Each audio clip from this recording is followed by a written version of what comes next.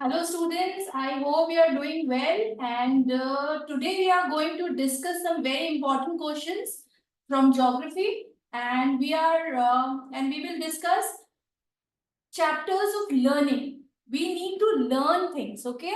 So in this session, I'll provide some important questions to you for your exams so that you can prepare it well and there will be a learning session. So please children be ready with your notebooks, your pen and sit very attentively. And in case you have any doubts, so you are free to ask.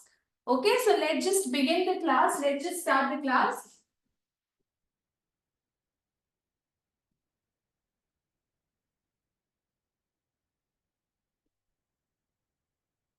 Yes, let's proceed with the first question of geography from the India size and location. Okay, पहला question जो हम कर रहे हैं वो कर रहे हैं चैप्टर 1 से, that is from India size and location. ये बहुत इंपॉर्टेंट क्वेश्चन है guys, so let's just C.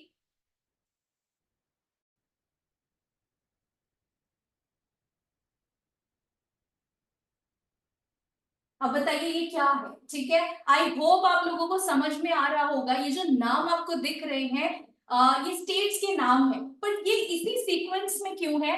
Why in this sequence only? Because from the tropic of cancer, जो ट्रॉपिक ऑफ कैंसर की जो लाइन जाती है ये उन स्टेट से पास होकर जाती है. ठीक है, so first one is Gujarat, second is Rajasthan, third is Madhya Pradesh, fourth is Chhattisgarh, fifth is Jharkhand, and then West Bengal, and then Tripura, and then Mizoram. अब ऐसे लर्न करना is really very difficult, I can understand, and to retain it, it is also very difficult. तो अब हम इसको थोड़ा सा आपको वीडियो लर्निंग के थ्रू लर्न कराते हैं. ठीक है, this is the sequence. So 1, 2, 3, 4, 5, 6, 7, 8. 8 states are there in the Tropic of Cancer. So it might come that how many states are there in the Tropic of Cancer. तो 8 states है. चलो आओ फिर आप करते हैं हम लोग लर्निंग. चलो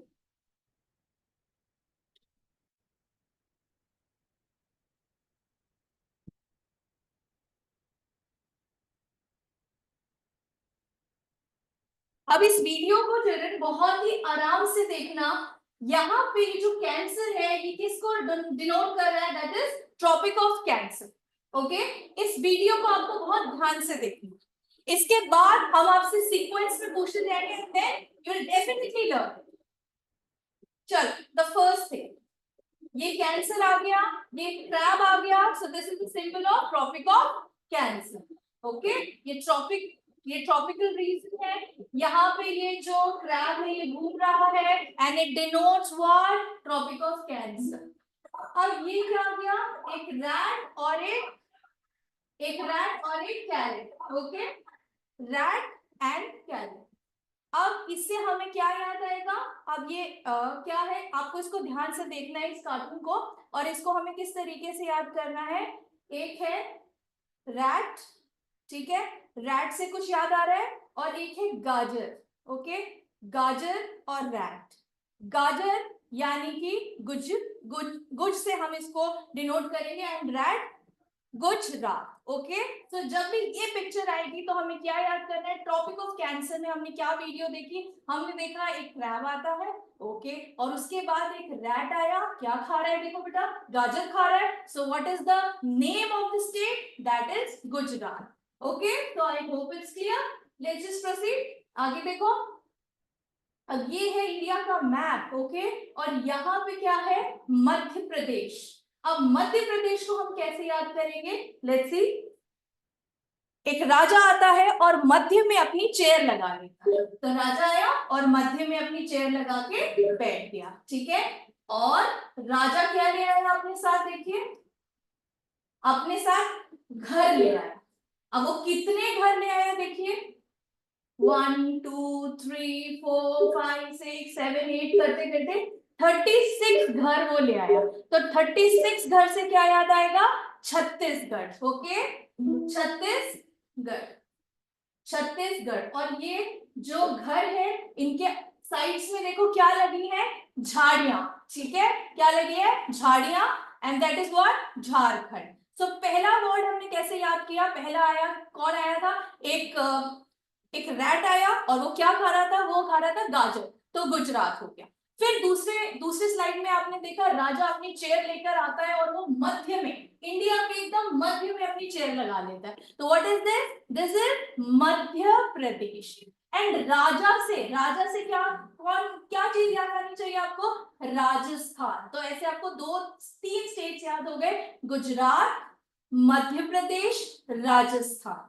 ओके उसके बाद आपने देखा कि राजा किस तरीके से अपने साथ इतने सारे घर ले आया, और वो कितने घर है, दैट इज 36 घर। तो 36 से क्या याद आएगा, छत्तीसगढ़। छत्तीसगढ़ के बाद आपने देखा इन घरों के साइड्स में क्या लगी हुई है, झाड़ियां लगी हुई है, दैट इज व्हाट, झारखंड। और उसके बाद अब देखिए क्या होता है, एक बार फिर स्क्रॉल को कर लेते हैं, लेट्स सी ये कौन सा स्टेट है, गुजरात।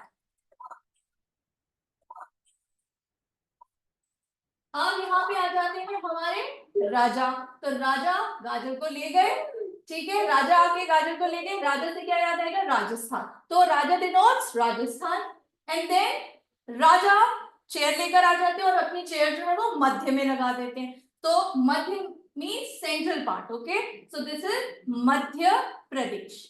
एंड देन राजा अपने साथ क्या लेकर आते हैं, बहुत सारे घर लेकर आते हैं। अब यहाँ पे बैठ गए राजा एकदम मध्य में अपनी चेयर लगा के। इसके बाद देखिए क्या हुआ, इसके बाद राजा अपने साथ क्या ले आए, अपने साथ बहुत सारे घर लेकर आए, 36 घर। 36 से हमको क्या याद हो गया, छत्तीसगढ़। ठीक है, बहुत ध्यान से देखिए, सो दैट एकदम आपको अच्छे से आपके दिमाग में जो है वो याद हो जाएगा।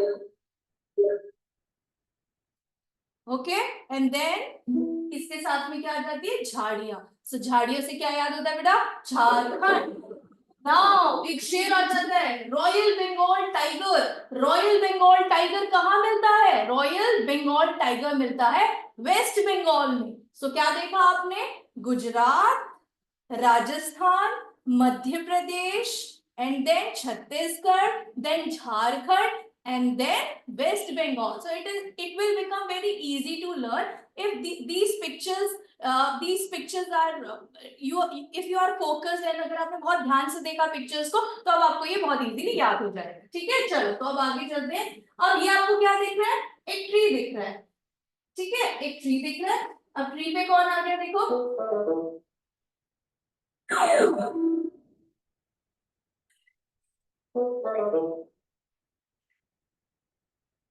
ट्री पे क्या लगा बेटा, ट्री पे लगी है पूड़ियां, और ये पूरी खा रहा है शेर, ठीक है, टाइगर क्या खा रहा है, पूरी। त्रिपुरी यानी कि त्रिपुरा, त्रिपुरा, ट्री पूरी त्रिपुरा। अब इसके ऊपर क्या गिर जाता है, प्यास लगती है इसको, तो ये पीने लगता है माजा।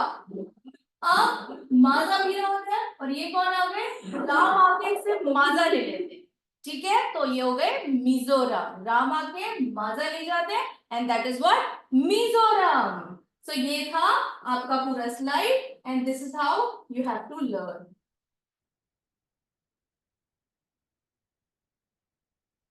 ओके, तो आई होप कि अब आपको याद हो गया होगा।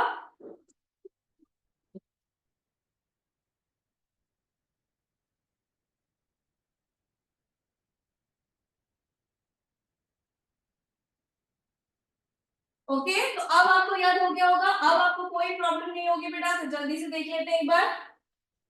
देखिए, first one was rat and गाजर, दैट वाज गुजरात। अब बिना देखे बोलना, एकदम पिक्चर्स को मेमोराइज करना, and then you have to just say, you just need to remember those pictures and then you can give answer very easily. पहला क्या देखा था हमने, रैट और गाजर, so that is Gujarat. Okay, second is राजा आ गया था, याद है, तो that is Rajasthan. Third is, जल्दी से बताओ, राजा ने अपनी चेयर जो थी वो मध्य में लगा ली थी, so that is Madhya Pradesh. And then क्या हुआ था बताइए, राजा अपने साथ क्या लेकर आए थे, घर, कितने घर, 36 घर, तो 36 घर, तो छत्तीसगढ़।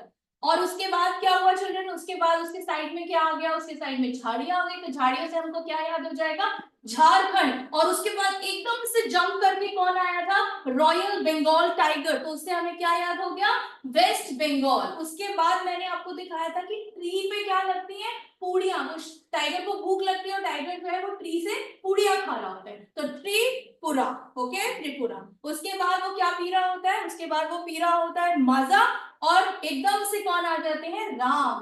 तो मीजो, माजा भी, मीजो से हम क्या, माजा से हम क्या याद करेंगे, मीजो, और राम से क्या याद आ जाएगा, मिजोरम.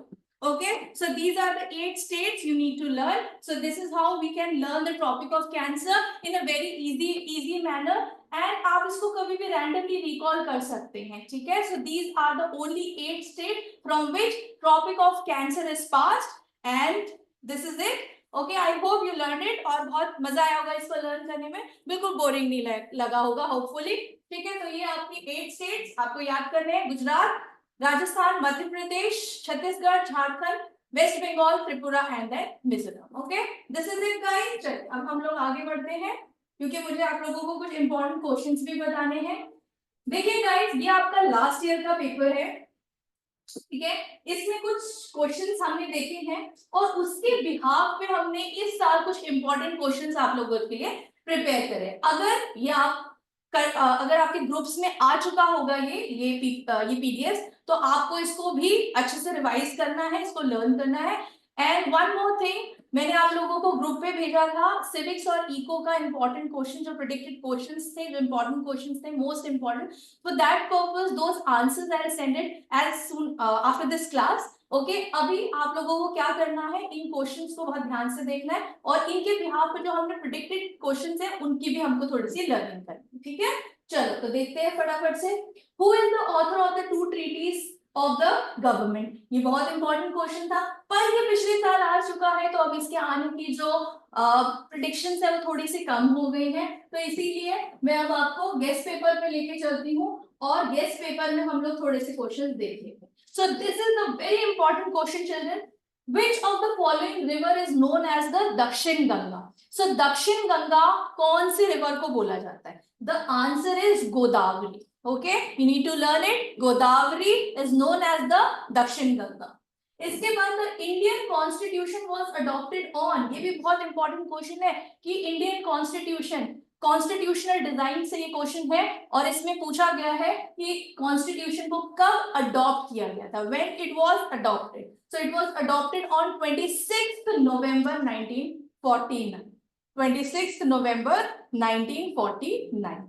इसके बाद थर्ड क्वेश्चन आता है, which among the following is not a fundamental right. Because हमने इस चैप्टर में जब हमने प्रियम्बल पढ़ा था तो हमने उसमें अपने फंडामेंटल राइट्स के बारे में पढ़ा था, बट आपको पूछा गया कि कौन सा फंडामेंटल राइट नहीं है. फंडामेंटल राइट्स जो है उनमें राइट टू एजुकेशन आता है, ठीक है, राइट टू फ्रीडम आता है, राइट टू रिलीजन आता है, कॉन्स्टिट्यूशनल रेमिडीज आती है. लेकिन अगर उसमें आपको ऐसा कुछ दिखे राइट टू प्रॉपर्टी, तो वो आपका फंडामेंटल राइट नहीं, ठीक है. So right to property is not a fundamental right. It is not, आप खरीद सकते हैं property, that is your right, but it is not fundamental.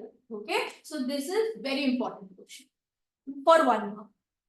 अब आगे चलते हैं फटाफट से.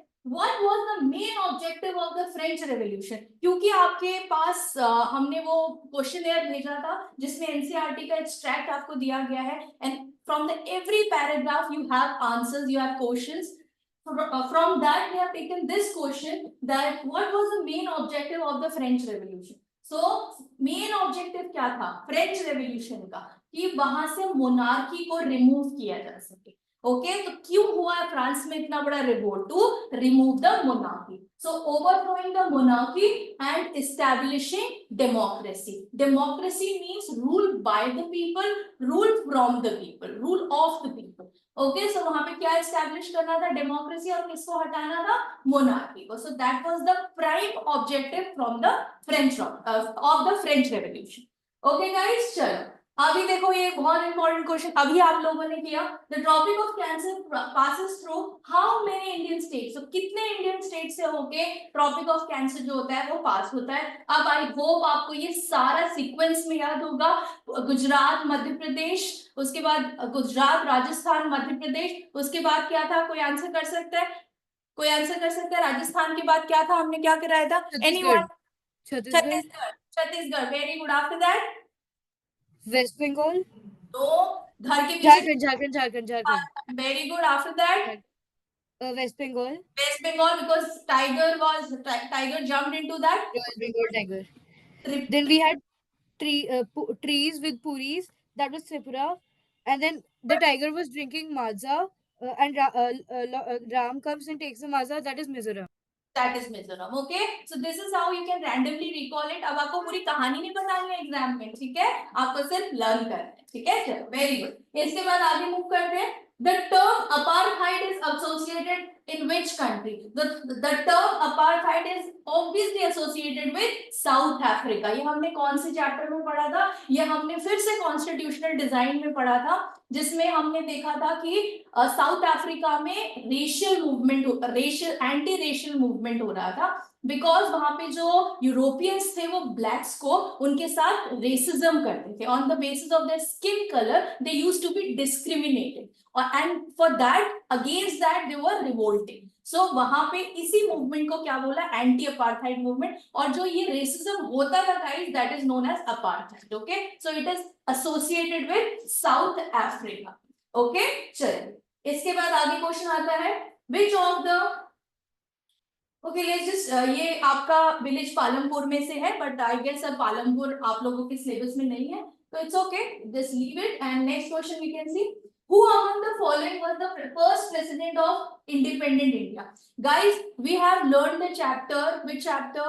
हमने कॉन्स्टिट्यूशनल डिजाइन के बाद पढ़ा था इलेक्टोरल पॉलिटिक्स, और इलेक्टोरल पॉलिटिक्स में आप लोगों को बहुत सारी चीजें हमने बताई थी, that is what is Lok Sabha, what is Rajya Sabha, what are the duties of the prime minister, what are the duties of the, so there are many questions. Okay, so in that, for that thing, यहाँ पे एक बहुत easy सा question पूछा गया आपको कि first president कौन थे। ये एक जीके का भी आप क्वेश्चन समझ सकते हो फ्रॉम सिविक्स, ये बहुत नॉर्मल क्वेश्चन है कि देश के पहले प्रेसिडेंट कौन थे, ठीक है, तो हिज नेम वाज जब राजेंद्र प्रसाद। ओके, तो प्रेसिडेंट कौन थे? राजेंद्र प्रसाद। तो मैं इसको ये नहीं कहूंगी बहुत ही पर्टिकुलरली चैप्टर का क्वेश्चन है, this is a very basic question, तो ये भी it might can be asked from in your paper, so you just need to remember this. Okay, चलो अब next question, which factor, अच्छा civics में whenever you are learning civics, pol science, because in this, after this exams you are coming in 10th class, so 10th standard, फिर आपके boards का paper होगा, so civics में just remember children कि ये जो basic question होते हैं, who was the first president, who was the first prime minister, prime minister, current president, current governor, current chief justice of India, तो ये बहुत ही बेसिक क्वेश्चन है, इसमें आप ये नहीं बोल सकते कि ये तो हमारे सिलेबस में है। Okay, so it can be asked, ये आपको पता होना चाहिए, this is a basic thing you need to learn. Okay, अगर आपको नहीं पता है तो you can Google it and you can just learn it. Okay, ये तो अब आपको पता चल गया, सो ये बहुत इंपॉर्टेंट क्वेश्चन होते हैं सिलेबस में। चलो let's see another question, which factor does not affect the climate of India? कौन सी चीज से क्लाइमेट अफेक्ट नहीं होता? क्लाइमेट अफेक्ट होता है because we have learn the factors जिसकी वजह से क्लाइमेट अफेक्ट होता है, that are latitude, longitude, longitude is a part, okay, and then altitude, distance from the sea, El Nino and many things. Okay, El Nino शायद आपने नहीं पढ़ा होगा, अगर आपके सिलेबस में नहीं होगा, but that is also a part, also a thing, also a factor from which climate gets affected. But ऐसी कौन सी चीज है जिसकी वजह से क्लाइमेट को कोई फर्क नहीं पड़ता? That is what the population density. Population की वजह से क्लाइमेट को यहाँ पे अभी इस टाइम पे कोई फर्क ऐसा नहीं पड़ता है, ठीक है, सो यहाँ पे आंसर होगा population density. So I hope these MCQs, this can be asked in MCQs or randomly or anything. So you need to just learn these questions. ठीक है? So I hope 1 mark के क्वेश्चन हम लोगों ने revise कर लिए अच्छे से। तो चलो अभी और थोड़ी सी चीजें कर लेते हैं।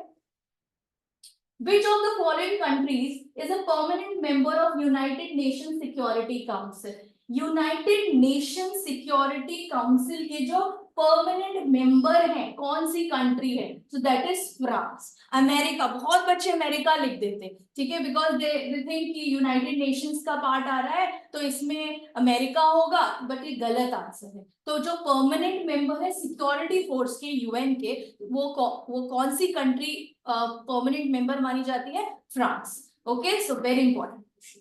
So yes, okay, so which of the following is the largest continent by area? So which is the largest continent?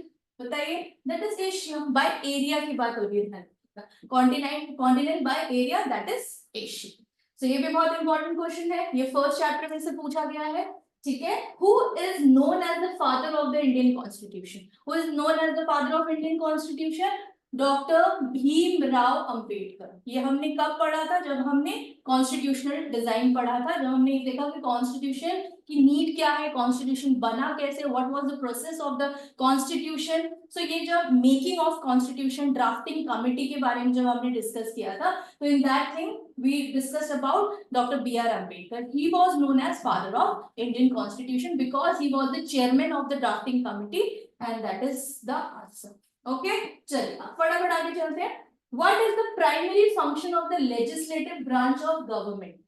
Legislative नाम से ही क्लियर है, देखो legislative का काम क्या होता है? To make laws. Okay, executives का काम क्या होता है? To execute it, to implement it. Okay, and judiciary का काम क्या होता है? Whenever I ask students what is the prime duty of the judiciary, for what purpose that body has been made, तो बच्चे बोलते हैं ma'am to bring justice. No, that is not a true answer. उसमें हम लोग लिखेंगे the prime objective of judiciary is to interpret the laws, because हम सब इंडिया की जितनी भी पॉपुलेशन है, they all are not educated, और if they are educated as well, so they did not we are not sure that they are going to understand the legal language. So first thing of the judiciary to make people understand, to make people know about their laws. So the thing is to interpret laws. Okay, so the duty of legislative is to make laws. Second is executive to implement laws, and third thing judiciary to interpret laws, and then after to provide justice to the people. So that is the second duty specially. Okay, so this is the answer. तो इसमें तीनों में से कोई भी question आ सकता है, because बहुत सारे क्वेश्चंस हैं, तो थोड़ा जल्दी जल्दी करना पड़ रहा है गाइस. तो आप लोग थोड़ा सा जल्दी जल्दी करिए, ठीक है. लेट्स सी, इसके बाद आगे देखते हैं. The battle of Plassey was fought in which year? Because you have already done it in 8th class also. It might ask the teacher, पूछ सकता है आपसे ये क्वेश्चन, ठीक है. तो प्लेसी कब हुआ था? 1757. 8th में भी हमने पढ़ा है, फिर 9th में भी हमने पढ़ा है. तो ये history is all associated, it is all interconnected. So जब आगे हम जाते हैं तो पीछे का हमको भूलना नहीं है. तो these are the very historically very important events. Battle of Plassey हो गया, फ्रेंच रेवोल्यूशन हो गया, अमेरिकन वॉर ऑफ इंडिपेंडेंस हो गया, और जो जर्मनी फर्स्ट वर्ल्ड वॉर हो गया, सेकेंड वर्ल्ड वॉर हो गया. So these date you should remember. Okay, नहीं होता है तो इनको आप बार बार रिवाइज करिए, आपको जरूर याद हो जाएगा. ये बहुत इंपॉर्टेंट डेट है. Battle of Plassey, French revolution, and then after first world war, second world war, and October revolution and February revolution, जो अभी आपके कोर्सेज में है. ठीक है, चलो let's proceed. Which of the following is an example of renewable resource? Renewable resource कौन सा होता है गाइस? जो रिन्यू हो सकता है. ओके, जो रिन्यू हो सकता है, that is wind energy, sunlight, solar energy, they all can be renew. इनको वापस से दोबारा से रिन्यू कर सकते हैं. अब कौन से ऐसे रिसोर्सेज हैं जिनको रिन्यू नहीं कर सकते? That is coal, petroleum, fossil fuels etcetera. ठीक है, बेसिक क्वेश्चन. चलो, what is the main reason for the formation of Indian monsoon? What is the main reason for the formation of Indian monsoon? Indian monsoon form कैसे होता है? What is the reason of the formation? So answer is differential heating of land and sea. Because आपने इस chapter को बहुत ध्यान से अगर देखा होगा, या आपने नहीं भी देखा होगा, एक चलो बेसिक आपको आइडिया देते हैं, बारिश कैसे होती है. अब आपने बहुत बचपन से आप पढ़ते आ रहे, साइंस में भी आपने पढ़ा है कि जो वाटर होता है दैट गेट एक्यूमुलेटेड, और उसके बाद वो क्लाउड बनता है, एंड देन वो बर्स्ट होता है. बर्स्ट होने के बाद जो बारिश होती है, तो एक बहुत लेमैन लैंग्वेज में हम लोगों ने इवेपोरेशन, कंडेंसेशन और प्रेसिपिटेशन पूरा पढ़ा है. लेकिन यहाँ पे उसका रीजन क्या है? What is the important reason? ये कंडेंसेशन, इवेपोरेशन हो किस वजह से है?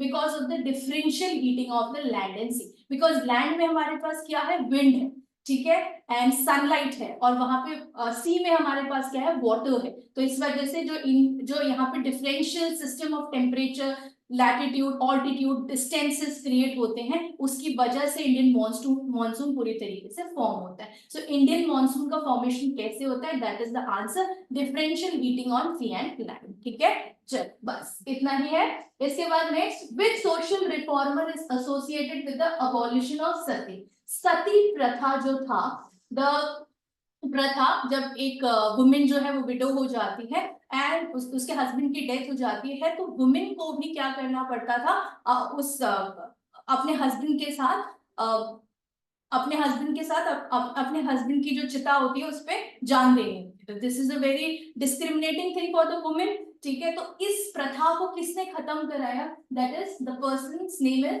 राजा राम मोहन रॉय. ओके, राजा राम मोहन रॉय. तो this is also very important question. चलो अब इसके बाद आगे देखते हैं. The Jallianwala Bagh massacre took place in the city. एक जनरल क्वेश्चन है. जलियांवाला बाग अमृतसर में हुआ था, पंजाब में हुआ था. This is it. इसके बाद देखो, first governor general of independent India, C Raja Gopalacharya ji.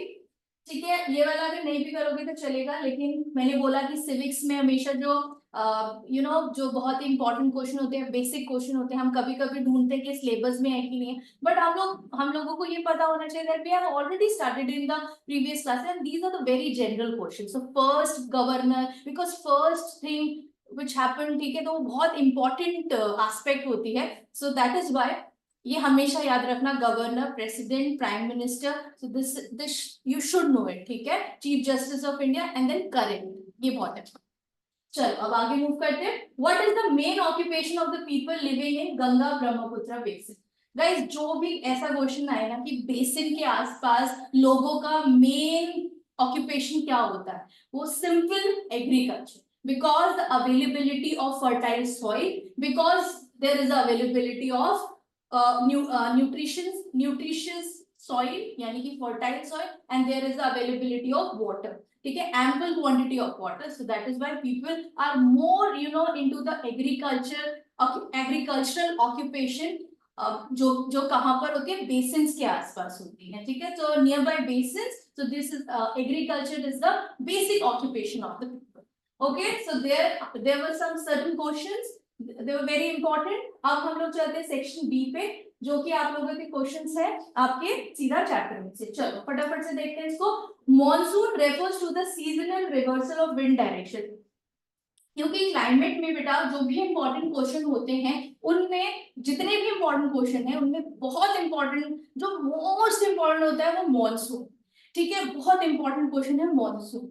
Monsoon के बाद क्लाइमेट में आता है कोई सीजन, लेकिन सीजन से भी ज्यादा इंपॉर्टेंट आ जाएगा monsoon. What was the formation of how, what is the formation, कैसे मॉनसून का पूरा स्ट्रक्चर फॉर्म होता है, मॉनसून के बारे में बहुत सारे क्वेश्चंस बनते हैं. तो monsoon is a very important question from the climate. After that अगर आपको बहुत इंपॉर्टेंट क्वेश्चन मैं बताऊं तो वो किसी एक सीजन में से हो सकता है. रिट्रीटिंग, एडवांसिंग, कोल्ड और समर. कोल्ड सीजन है, ठीक है, विंटर सीजन है, और जो समर है वो तो बहुत इजी है. ठीक है, उसमें बहुत ज्यादा चीजें नहीं है. अगर आप बेसिक चीजें भी लिख दोगे कि इस मंथ से लेके इस मंथ तक हॉट वेदर सीजन होता है, कोल्ड वेदर सीजन होता है, इतना टेम्परेचर होता है, इस टाइम पे ह्यूमिडिटी ज्यादा होती है, प्रेसिपिटेशन कम होता है. ठीक है, तो that is very normal question. But question में प्रॉब्लम आती है कौन से क्वेश्चन में, रिट्रीटिंग और advancing. That you have to revise, and उसके बाद उससे पहले मॉनसून कर लेना, उसके बाद एडवांसिंग और रिट्रीटिंग कर लेना. ठीक है, चलो अब इसका आंसर देख लेते हैं. Monsoon refers to the seasonal reversal of wind direction. It is significant for India as it influence agriculture, water supply and climate. And monsoon is a basic thing for the availability of water resources, and how it is how it is affecting the climate, how it is affecting the agriculture, how it is affecting the water supply. So answer कैसे लिखेंगे आप लोग, चलिए देखते हैं. Answer आपको लिखना है इस तरीके से.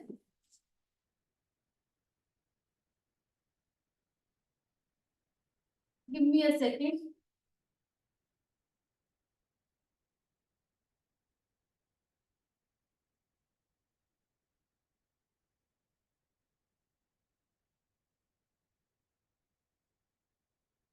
Just note it down बेटा, क्वेश्चन नोट डाउन कीजिए. तब तक मैं आप लोगों को आंसर दिखा देती हूँ. Just give me a moment. Just give me a moment. Just copy it.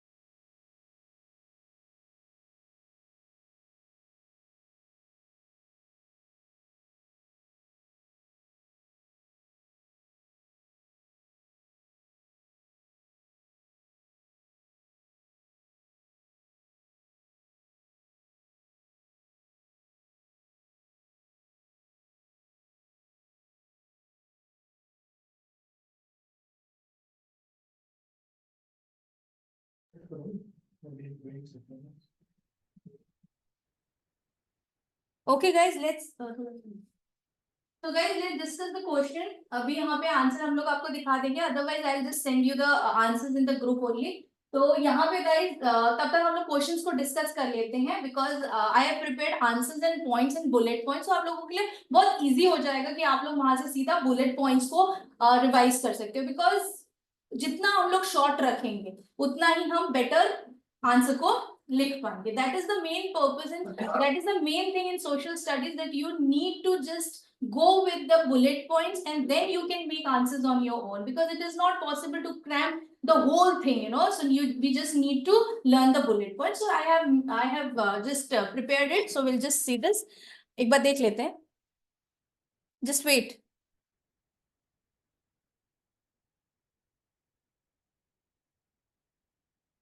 दोनों क्वेश्चन वाली आ गई. हाँ, दोनों क्वेश्चन वाली आ गई.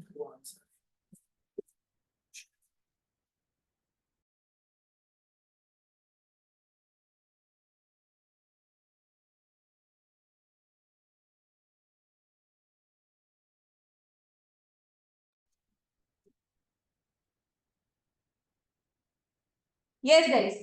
ओके गाइस, सो जस्ट देख लेते हैं यहाँ पे जो ये पॉइंट है आपके रिवर्सल. यहाँ पे इस तरीके से क्वेश्चन को मॉड्यूलेट करके पूछा जा सकता है. और अगर क्वेश्चन बहुत इजी वे में आया, सपोज कीजिए अगर क्वेश्चन बहुत डायरेक्ट हुआ, if examiner is putting up the direct question, तो वहां पे ऐसे क्वेश्चन आ सकता है, define the term monsoon and explain its significance. Otherwise वैसे तो दिस इज द आंसर. वैसे तो this is the answer that monsoon refers to the seasonal reversal of wind direction, but it might, इसको थोड़ा सा twist भी कर सकते हैं. ट्विस्ट कैसे कर सकते हैं कि seasonal reversal of the wind जो है उसको क्या कहते हैं. ठीक है, तो सीजनल रिवर्सल ध्यान रखना, जो सीजनल रिवर्सल होगा किस चीज का होगा, या तो विंड का होगा.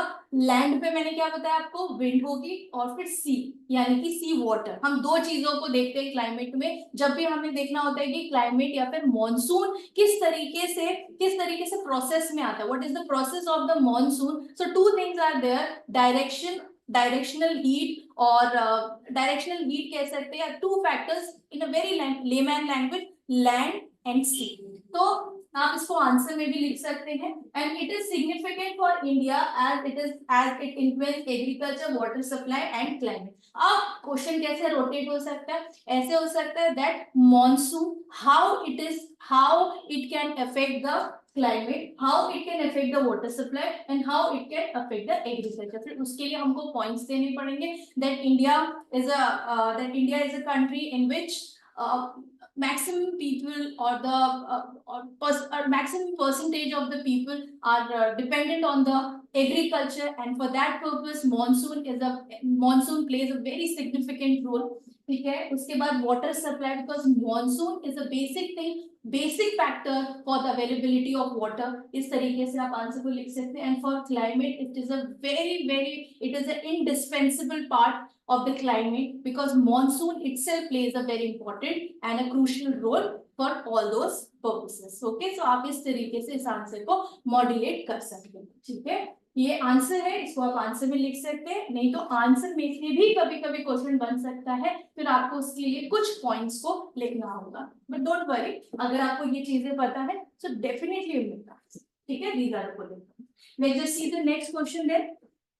देखो, what are the main features of the Indian constitution. अब ध्यान रखना बेटा, इंडियन कॉन्स्टिट्यूशन का जो क्वेश्चन आएगा तो इस चैप्टर में से तो और कोई इंपॉर्टेंट क्वेश्चन है ही नहीं। यहाँ पे बहुत ही स्पेसिफिक इंपॉर्टेंट क्वेश्चंस है। What is the need of the constitution, what was the process, drafting committee, and then Mandal commission, और उसके बाद जो क्वेश्चन आएगा features of the Indian constitution and maximum preamble. ये बहुत याद होना चाहिए। Be the people of India, जो हमने पूरा याद करा हुआ है, वो बहुत इंपॉर्टेंट क्वेश्चन। ठीक है, चलो अब इसके बाद यहाँ पे देख लेते हैं बुलेट पॉइंट में आंसर। देखो, main features of Indian constitution include, ये पूरा प्रियम्बल, अगर आपको प्रियम्बल की कुछ पॉइंट्स याद है, क्या क्या पॉइंट्स है प्रियम्बल में। Be the people of India having solemnly resolved India to constitute into a sovereign socialist secular and democratic republic. Okay, इसके बाद 4 पॉइंट्स आएंगे नीचे। मुझे याद है पूरा प्रियम्बल तो ठीक है, लेकिन अगर आपको याद नहीं है तो कोई बात नहीं, तो आप लोग सिर्फ इसके बेसिक पॉइंट्स ले लीजिए। Sovereign, what is the meaning of sovereign, that हमारे ऊपर किसी और कंट्री का, किसी एलियन कंट्री का राइट नहीं है। ठीक है, we are in an independent country. Socialist, यहाँ पे सोशलिस्ट नॉर्म्स को फॉलो किया जाता है। Society being very important, it plays a very important part. And then secular, there, यहाँ पे किसी भी धर्म को, whenever it comes to secular, तो सेक्युलर में बेटा कभी भी, सेक्युलर टर्म का मतलब ही है religious. It all goes with the religion, that we are free to propagate, to to practice any of the religion, any of the religion. So India is a secular country, democratic republic, democratic country है, republic country है, no foreign interference at all in the decision making of India. So these are the very important thing. And उसके बाद और क्या चीजें हैं Indian constitution में, fundamental rights, directive principles. अब डायरेक्टिव प्रिंसिपल्स एक बहुत छोटी सी बात है, जहां बेटा राइट्स होंगे वहां पे ड्यूटीज होंगी। So more often it is more often duties. ये जो डायरेक्टिव प्रिंसिपल्स हैं, ये डायरेक्टली कॉन्स्टिट्यूशन में अपहेल्ड नहीं है, मतलब वहां पे इंक्लूडेड नहीं है। बट ऑब्वियसली जैसे आपका काम है, जैसे आप स्कूल की फीस पे करते हैं, ठीक है, तो that is your right to take class. ठीक है, and there is a duty, जहां पे आपका राइट स्टार्ट होता है वहां पे किसी और की ड्यूटी स्टार्ट होती है। सो जैसे टीचर की ड्यूटी है आपको पढ़ाना और आपका राइट है टीचर से पढ़ना, तो this is how fundamental rights are associated in the Indian Constitution and directive principles as duties. Okay, and a federal structure, federal structure का मतलब क्या होता है, हम लोगों ने इंडियन कॉन्स्टिट्यूशन में किसको इंपॉर्टेंस दी है बेटा, इंपॉर्टेंस दी है शेयरिंग को। sharing is caring, yes, sharing is caring, and yes, Indian Constitution believes in that. Indian Constitution power को शेयर करता है किसमें, लेजिस्लेटिव में, एग्जीक्यूटिव में और जुडिशरी में, एंड आफ्टर दैट किसमें करता है, सेंट्रल गवर्नमेंट में, स्टेट गवर्नमेंट में and local government. So this is what the importance of the Indian constitution, the features of the Indian Constitution: socialist, sovereign, socialist, secular, democratic republic, and then fundamental rights, then directive principle, justice, liberty, unity, ये सब आप इसमें लिख सकते हैं। अगर ये आपको याद नहीं होता है तो you can also write those things. Okay, चलो अब हम next question देख लेते हैं। So I hope you have understood, we have done it, and I hope it is clear to you all. Let's just proceed. Let's just proceed with the next question. जल्दी से देखिए guys, what are the main features of the French Revolution? What were the main causes of the French Revolution? So causes तो I hope French Revolution का कोई भी बच्चा मुझे बता सकता है, because it is a very easy question, but yes, it is a very important question है इसमें। अब यहाँ पे आप लोग क्या आंसर लिखेंगे, Two causes of the French Revolution: social inequality, because there was a huge discrimination, there was the hierarchies. Okay, nobility and clergy used to discriminate, they used to suppress the third estate, and that is what there was a huge social inequality among the estates. And that was a major reason, because of what, one day people were very furiated, they were agitated with the suppression, and then they started revolting. Okay, and second thing is financial crisis due to war expenses. And the Louis XVI was not a good king, I can say that. And he was not, he was not worried about the people, worried about the third estate. His lifestyle was very extravagant. He used to live a very extravagant lifestyle, and लोगों ने उसको मना भी किया था कि उसे इस तरीके के वॉर में पार्टिसिपेट नहीं करना चाहिए. He should not participate in those wars, but still he did not listen to the people, and at the end of the day it was a huge problem, there was a huge crisis for the people. Okay, so that is what financial crisis. First thing is social inequality, and second thing is financial crisis. That is it. Okay, चलिए, to causes है, उसके अलावा भी और बहुत सारे causes है. आप टैक्सेशन का पॉइंट लिख सकते हैं कि टैक्सेस सारे किसको पे करने पड़ते थे, थर्ड एस्टेट को. So you can write the economical aspect also.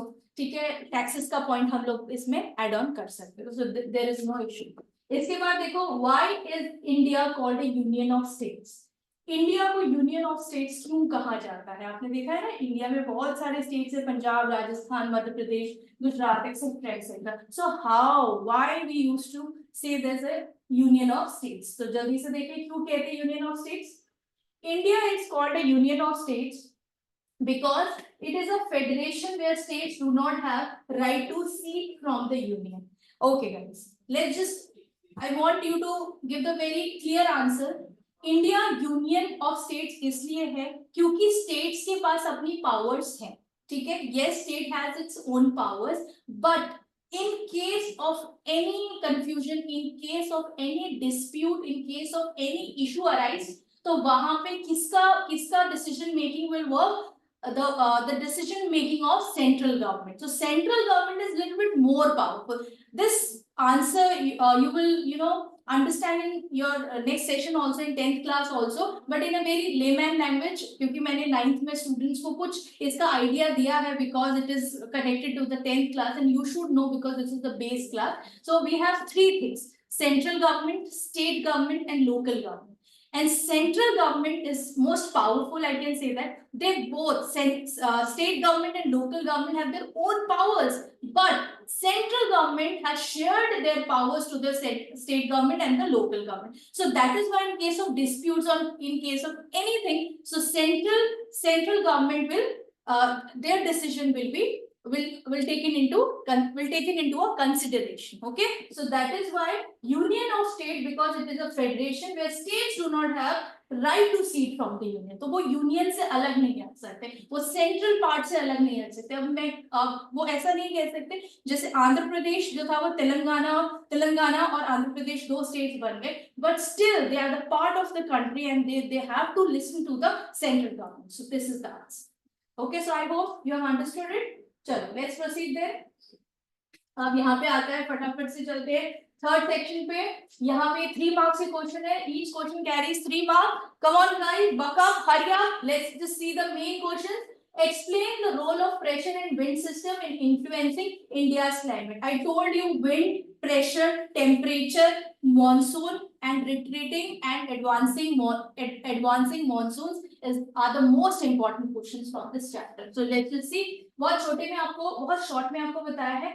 अब ऐसा मत करना, ये तो 2 मार्क का आंसर था तो आपने 2 मार्क के हिसाब से it is sufficient. Okay, but in case of 3 marks, in case of 3 marks, you need to write answer because there is a weightage of questions, उसको हमको complete करना होता है guys.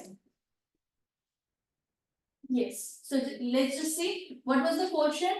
Question asked that what is the role of pressure and wind system influencing India's climate. तो क्या role play करता है? Pressure and wind system influence India climate by controlling monsoon patterns. कैसे? विंड कभी कौन सी डायरेक्शन में होगी तो वो उस डायरेक्शन को इफेक्ट करेगी। जैसे कि अगर मैं बताऊं कि हमारा जो मॉनसून का सिस्टम होता है वो साउथ इंडिया से स्टार्ट होता है, वो भी वेस्ट सर्दर्न वेस्ट पॉइंट से। तो सर्दर्न वेस्ट में उस टाइम पे किस तरीके का विंड सिस्टम होता है और किस तरीके का जो सी का सिस्टम है वो वर्क करता है, क्योंकि we have Bay of Bengal and Arabian Sea. So first thing, the first factor जो अफेक्ट करता है बारिश को, मॉनसून को, वो सबसे पहले कहाँ पहुंचता है? सर्दर्न वेस्ट पॉइंट पे, ठीक है, साउथ में वेस्ट पे जो है वहां पे। उसके बाद धीरे धीरे धीरे धीरे 1 जून, जुलाई, अगस्त, सितंबर, इस तरीके से वो पूरे इंडिया में रोटेट करता है। तो यहाँ पे किसका पॉइंट आ रहा है? प्रेशर और विंड का। तो ये कैसे चीजों को अफेक्ट करता है? By controlling monsoon pattern. अब आप ये भी बोल सकते हो कि मैम दिल्ली में सबसे पहले बारिश क्यों नहीं होती है, या मैम राजस्थान में पहले बारिश क्यों नहीं होती? तो I have a very specific answer, because we have a certain monsoon pattern. और इस पैटर्न को कौन अफेक्ट करता है? Wind and sea, the water and. Okay, so यहाँ पे हमको आंसर लिखना है, इंडिया में जो क्लाइमेट है, इंडिया में जो प्रेशर और विंड का जो सिस्टम है वो कैसे कंट्रोल करता है मॉनसून पैटर्न्स को, या वो किसको कंट्रोल करता है? वो मॉनसून पैटर्न को कंट्रोल करता है। दो क्वेश्चन है guys, I am answering 2 question. मैंने 2 क्वेश्चंस के आंसर दिए। एक मैंने बताया कि किस तरीके से प्रेशर और विंड जो है वो इन्फ्लुएंस करता है इंडिया के क्लाइमेट को by controlling the monsoon patterns. Okay, और इसके साथ मैंने आपको एग्जांपल भी दिया कि यहाँ पे एक पर्टिकुलर सिस्टम बना हुआ है जिसमें सबसे पहले बारिश होती है सर्दर्न वेस्ट पॉइंट पे, उसके बाद धीरे धीरे पूरे इंडिया में जो है वो मॉनसून का स्ट्रक्चर जो है वो घूमता है, ठीक है, और इसी को हम बोलते हैं a particular system of wind and light. So यहाँ पे हमें इस तरीके से आंसर को लिखना है। You can obviously you have to put little bit more into this answer because this is a 3-mark question and you need to complete the weightage word limit of the question. So but the main key points, the main thing is by controlling monsoon patterns which impact rainfall distribution, which impact what? The rainfall distribution among the different states or the different areas of the country. So this should be your answer. Okay, you cannot just remove this part. So this is very important, you need to write it. Okay, let's see the next question. Okay, I'm just next question is discuss the consequences of the French Revolution, because this is not going to come I think because soil found in India is not there in your syllabus now. So let's just see describe the consequences of the French Revolution. Let's just see the French Revolution's consequences. अब consequences का मतलब क्या होता है? The result. What were the results? ठीक है, किस तरीके से जो फ्रेंच रेवोल्यूशन था उसने लोगों की लाइफ को इम्पैक्ट किया, that can be a question. The causes and the consequences, these 3 questions are very important. Okay, चलो देखो, end of the monarchy, monarchy was remove, monarchy खत्म हो गई, एब्डिकेशन हो गया मोनार्की का, ठीक है, राजा ने अपनी सीट को एब्डिकेट कर दिया, अपने थ्रोन से वो एब्डिकेट हो गए, और उसके बाद बहुत सारी चीजें हुई. फ्रेंच रेवोल्यूशन सिर्फ 5 वर्ड में मैं आपको बता सकती हूँ कैसे. सबसे पहले क्या आती है? मोनार्की. फिर क्या है? Constitutional monarchy. कॉन्स्टिट्यूशनल मोनार्की के बाद क्या आया? द रेन ऑफ टेरर, यानी कि रॉबेस्पियर, मैक्सिमिलियन रॉबेस्पियर. उसके बाद क्या आया? मैक्सिमिलियन रॉबेस्पियर के बाद एक चीज हुई, किसी से कॉन्स्टिट्यूशन समझ नहीं रहा था. There was no person who can just hold the constitution. तो उसके बाद फिर वहां पे क्या आ गया? Napoleon Bonaparte. सो जो कहानी dictator, he was a dictator and then after वो कंट्री का राजा बन गया, एंड कहानी शुरू हुई थी मोनार्की से, बट वो कहानी खत्म भी मोनार्की पे हुई. But there is a difference, because Louis 16 was a different kind of king and Napoleon Bonaparte was a different kind of king. So he used to suppress third estate, but Napoleon Bonaparte on the other hand, he did not suppress people. Okay, so this was the story, a very short story of the French Revolution, and now you need to understand the consequences of the French Revolution. End of monarchy, rise of nationalism. People started feeling that we are the part of this country. They started. There was a feeling of connective feeling, the feeling of collective belongingness. तो वहाँ पे collective belongingness की भावना है जैसे हमारे अंदर है, ठीक है. I am not Punjabi, I am not Bengali, I am not Gujarati. First of all, I am an Indian. So this kind of collective thing was there was a rise of collective thing, the rise of nationalism, and after that spread of democratic ideas, because there were many philosophers, और उनके नाम आपको पता होंगे, John Locke, Jean-Jacques Rousseau, Montesquieu, they have written many books, and उसके through लोगों के अंदर जो ideals थे, the democratic ideals, वो बहुत ज्यादा spread हुए थे, ठीक है. So these are the consequences of the French Revolution. तो इस आंसर के through I have explained you all the important parts from the chapter. Okay, let's just see the next question, guys.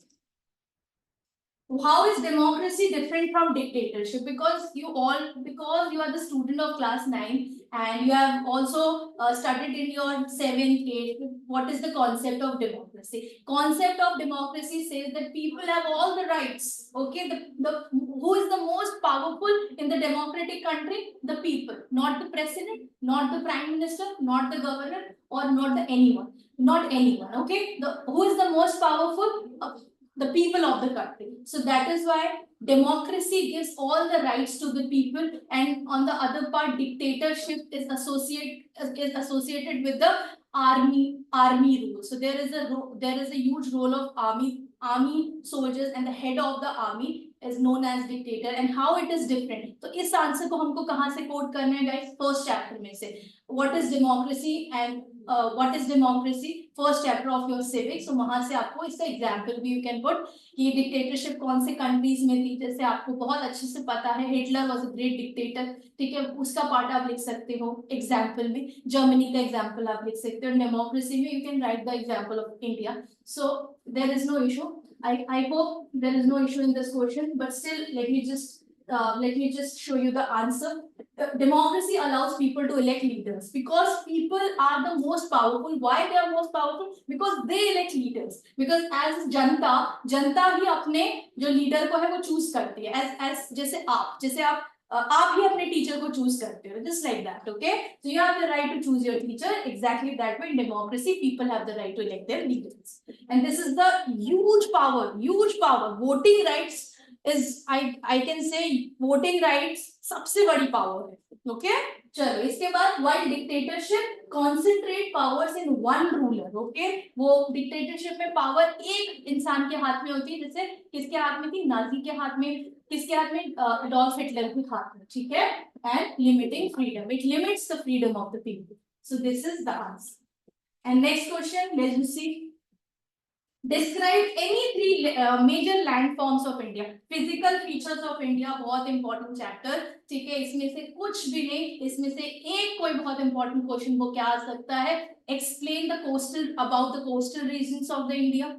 Explain about the desert region of the India, because we have physical features, because India is a very diverse country in terms of physical factors as well, guys. यहाँ पे आपको भी ठंड लग रही है, आपको चाहिए कि आप किसी गर्म जगह पे चले जाओ. ठीक है, दिसंबर जनवरी में दिल्ली में आपने बहुत ठंड देखी, तो अगर आपका मन नहीं है तो you can go to South India, वहां पे गर्मी है. ठीक है, तो इंडिया भी very diverse in terms of its weather. ठीक है, in terms of its physical features. तो कोई भी फिजिकल फीचर पूछा जा सकता है. ठीक है, so let's just see major landforms. Let's just see the major landforms are the Himalayas, highest mountain ranges in India, and after that you can write Indo-Gangetic. If you don't want to write this, you can write simply the plains, the peninsular plateau, the elevated flatland. अब mountains और plateau में इतना ही फर्क होता है guys. The mountains are on the head of the country and the head of the India. और तुम लोग कहोगे कि मैम प्लेट्यू भी तो ऐसे ही होते पहाड़ जैसे. No guys, it is certain elevated area on the flat land, not like mountains. Mountains का जो क्रिएशन है, माउंटेन्स का जो स्ट्रक्चर है, that is very different from the plateau. So plateau is a slightly elevated area from the land. So there is a difference between there is a difference in mountains and plateau. So three things you can, anything you can write. अगर ऐसा कोई question आ गया, कोई भी forms लिखो, तो you must be very lucky कि जो आपको आता है लिख दो. कोस्टल आता है वो लिख दो, इंडियन आइलैंड आता है तो वो लिख दो. So you can write anything. ठीक है, so major things are, but Himalayas are the most important because Himalayas जो है वो सबसे बड़ा पार्ट है. ठीक है, शिवालिक्स. ठीक है, अपर, मिडिल एंड लोअर. तो ये 3 हिमालयन रेंजेस आपको आने चाहिए. हमने आपको बहुत शॉर्ट में बना के भेजा है, कि अपर में, अपर जो है उसका बेस बना के भेजा है कि उसमें क्या क्या चीजें, फिर मिडिल में, फिर लोअर में, different name, different Heights, different altitude, different width, ठीक है। तो यही सब क्वेश्चंस में आपको लिखना है अगर हिमालयस का क्वेश्चन आता है। रिवर्स तो ये बेसिक पॉइंट्स हैं। अगर मुझे कुछ नहीं आता, सपोज करो मुझे कुछ भी नहीं आता कि हिमालयस में क्या है, तो भी मैं 4 पॉइंट लिख सकती हूँ। कैसे? एक तो ऑल्टीट्यूड डिफरेंट है, बेसिक पॉइंट, उसके बाद विड्थ डिफरेंट है, दूसरा पॉइंट, तीसरी बात क्या है, रिवर्स डिफरेंट है, ठीक है, स्टेट्स डिफरेंट है। सो 4 पॉइंट्स देखा, altitude, width, states and reverse. तो 4 पॉइंट अगर आपको कुछ भी नहीं आता है हिमालयस में, स्टिल लिखा। ओके, लेट्स जस्ट सी। ये इतना यहां तक हमने कर लिया है। इसके बाद लॉन्ग आंसर्स देखो guys, long answers. Explain the factors affecting the climate of India with suitable examples. फिर से क्लाइमेट का क्वेश्चन, बट इस बार बहुत बड़े टर्म में आया है, 5 मार्क्स में आया है। So you need to understand कि कौन कौन सी चीजें उसमें, यही 6 पॉइंट लिखने हैं। Latitude, altitude, latitude means the imaginary line, ये लेटी हुई लाइंस, ठीक है, दीज आर द इमेजिनरी लेटी हुई लाइंस। लेटी हुई लाइंस हम याद करते हैं latitude, and then altitude, altitude is the height, ठीक है, क्योंकि बहुत बार कंफ्यूजन हो जाती है लैटिट्यूड एंड लॉन्गिट्यूड में। Longitude are the horizontal lines and latitude is a vertical lines, क्योंकि वो लेटी हुए ना, that is why they are vertical, and longitude horizontal lines. इसके बाद altitude, height, pressure and wind system, distance from the sea, oceanic currents and relief features. See guys, there you can write relief features as well here, ठीक है, यहाँ पे आप relief features के बारे में भी लिख सकते हो, but latitude, altitude, difference from distance from the sea, in 3 point को मिस मत करना, because this is in your NCERT book, and after that you can also write the relief features as well. Okay, चलो ये वाला question हो गया। इसके बाद नेक्स्ट क्वेश्चन देखते हैं। Describe the key features of the Indian constitution, वो हमने ऑलरेडी कर लिया है, 3 नंबर में हमने किया था। अगर 5 नंबर में लिखना है तो इन्हीं को आपको एक्सप्लेन करना है, और कुछ नहीं। सेक्युलर का मीनिंग एक्सप्लेन कर दो, सोशलिस्ट का मीनिंग एक्सप्लेन कर दो, डेमोक्रेटिक रिपब्लिक का उसका मीनिंग एक्सप्लेन कर दो, एक एग्जाम्पल दे दो, दैट्स ठीक है। इसमें कुछ बहुत ज्यादा नहीं, but this is very important. अब इसके बाद आते हैं, अब मैं आपको कुछ 1-2 क्वेश्चन और बता देती हूँ। इलेक्टोरल पॉलिटिक्स, इलेक्टोरल पॉलिटिक्स में लोकसभा और राज्यसभा का वर्किंग आपको जरूर आना चाहिए, ठीक है, वो हम कल की क्लास में और डिस्कस कर सकते हैं। यहाँ पे जो मैक्सिमम क्वेश्चंस थे मैंने आपको बता दिए, ये आपको 100% करके जाते हैं, ठीक है। और आपका लास्ट ईयर का जो पेपर है उसमें से माइट भी कुछ क्वेश्चंस रिपीट हो या नहीं भी हो, so just go through it once, okay, no issue. So I think हमें ट्रॉपिक ऑफ कैंसर की लाइंस याद हो गई है। अब मुझे एक क्वेश्चन आपको और याद करवाना है कि आप कभी भी ना भूलो, ठीक है। तो उसके लिए मैं आपको एक और पीडीएफ, एक और आपको वीडियो दिखा रही हूँ, और वो क्वेश्चन जो है आपका दैट इज कंट्री साइज, ठीक है।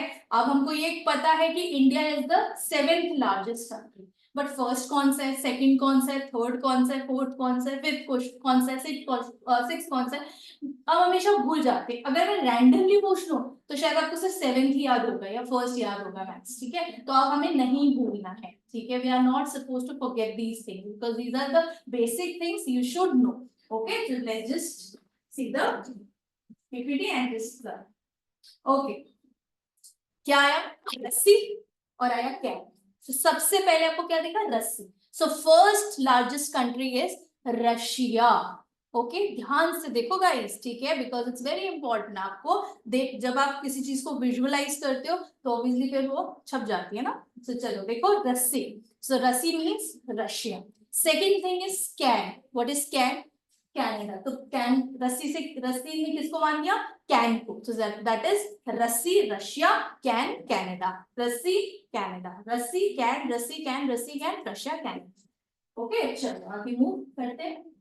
अब आए हमारे कौन, अब आए हमारे शायद अब आप इनको ना पहचानो, ये जॉर्ज बुश है, ठीक है, या अगर हम ओबामा को ले लें तो ओबामा कौन सी कंट्री से हैं, तो 3rd largest country is USA. Okay, चलो यूएस। उसके बाद क्या आता है, चलो पहले एक बार ना आप लोगों को मैं ये दिखा देती हूँ।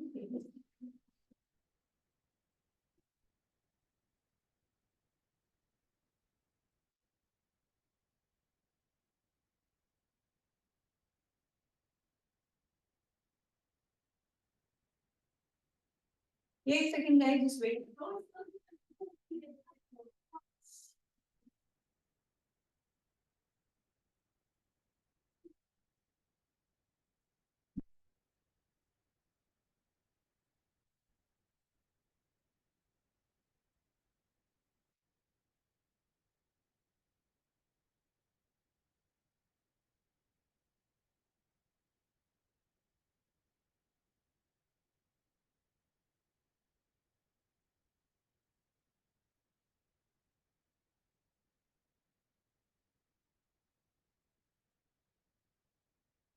Just a second.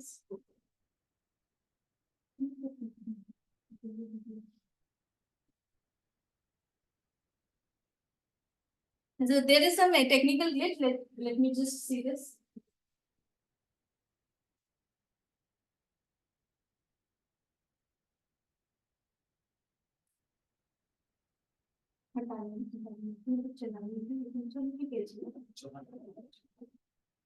First, I'm showing you the states, and then first I'm showing you the countries, and then we'll just see, because for that, in that you can connect. You will be able to connect more ideas. Chalo, so first was Russia. Second is Canada. Russia and Can, we have already seen that. Then China. Then United States. Then Brazil, and then Australia, and then India. Okay. अब confusion. रस्सी और can तो ma'am समझ में आ गया. Now China, United States, Brazil, Australia, and India. So third is China. Okay, third is China. Fourth is USA. Fifth is Brazil. Sixth is Australia, and seventh is India. Okay, अब याद कैसे करें? So first अब video देखते हैं so that आपको अब अच्छे से याद हो जाए. तो फर्स्ट इज रशिया. अगर ऐसे ही रैंडमली याद करना तो Russia, Canada, China, United state, Australia, नहीं सॉरी, ब्राजील, ऑस्ट्रेलिया और इंडिया. अब ऐसे ही होता है. अब मैं फर्स्ट पूछूं तो रशिया और कनाडा, तो रसिया और कैन देख के समझ में आ जाता है. लेकिन फिर अरे चाइना था कि यूएसए था कि चाइना था, तो देयर आर मेनी प्रॉब्लम्स. ठीक है, तो चलो फटाफट से देख लो.